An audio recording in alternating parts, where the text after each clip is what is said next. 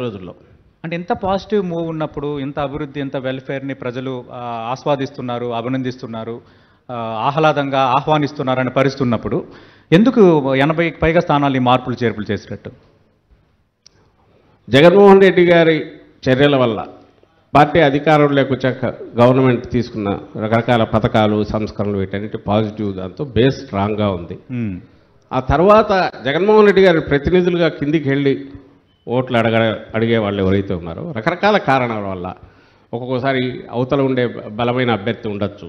Local conditions 24/7 available ఉండే లీడర్ను ముందుకు choose చేసుకో.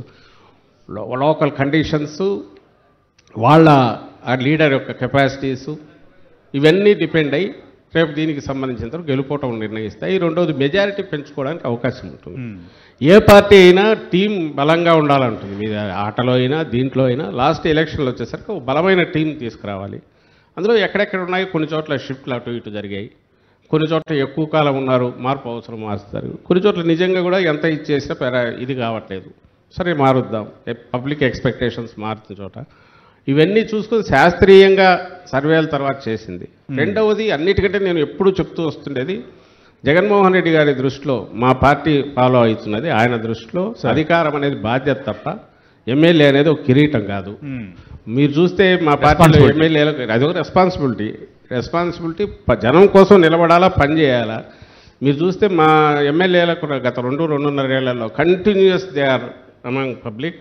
జగన్మోహన్ రెడ్డి గారు తను అట్లే ఉంటాడు, వీళ్ళని అలాగే ఉంచాడు, తను వర్క్ చేస్తున్నాడు, వీళ్ళని చేయించాడు. కాబట్టి when it is not a luxury, అదేదో సంథింగ్ అధికారం అనేది మనం ఎంజాయ్ చేసేది కాదనే ఆలోచన ఉన్నప్పుడు పార్టీ బాధ్యత ఎంతనో ఇది అంతే. ఒకవేళ అక్కడ కాకపోతే పార్టీ బాధ్యత ఇస్తున్నాం. ఇట్ ఈజ్ అల్టిమేట్లీ పార్టీని స్ట్రాంగ్గా నిలబెట్టాలి, పార్టీ ప్రజల హృదయాల్లో ఉండాలి. మనం ఎగ్జిక్యూట్ చేసేవి జగన్మోహన్ రెడ్డి గారి ఆలోచనలు పర్ఫెక్ట్ అమలు కావాలి. ఈ ఇంప్లిమెంటేషన్లో ఆ ప్లేయర్స్ అక్కడ ఉండే వాళ్ళు అక్కడ ఉంటారు, ఇక్కడ ఉండే వాళ్ళు ఇక్కడ ఉంటారు, రెండింటి మధ్య పెద్ద తేడా లేదు.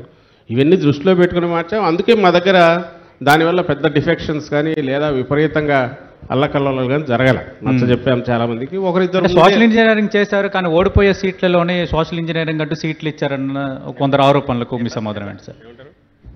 సోషల్ ఇంజనీరింగ్ భాగంగా ఓడిపోయే సీట్లలోనే అభ్యర్థులు కొంత మిగతా కులాలకి ఇచ్చారు. రిజల్ట్స్ చూస్తారుగా, 10 రోజుల్లో 15 రోజుల్లో వస్తాయి. మాకు ఓడిపోయే సీటు గెలిచే సీట్లు లేదు, కుప్పం కూడా గెలుస్తున్నాం ఈసారి.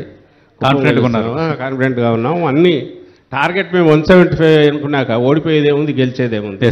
ఓన్లీ థింగ్ ఈజ్ ఎక్కడైతే మాకు స్ట్రాంగ్గా ఉన్న చోటే మేము అలాంటి కొంచెం మా సోషల్ ఇంజనీరింగ్ వీళ్ళని తీసుకొచ్చిన చోట పెట్టాము, గెలుస్తున్నాం కూడా.